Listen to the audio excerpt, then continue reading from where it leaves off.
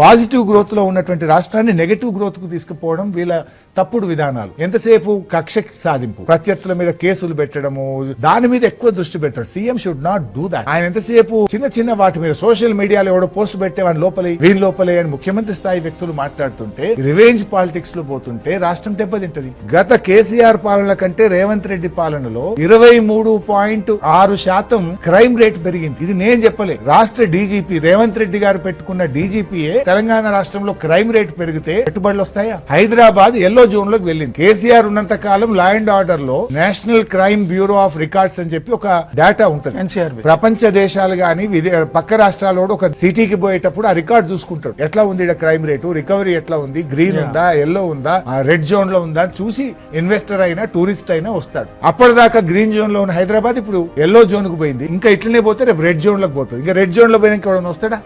Is it not your failure?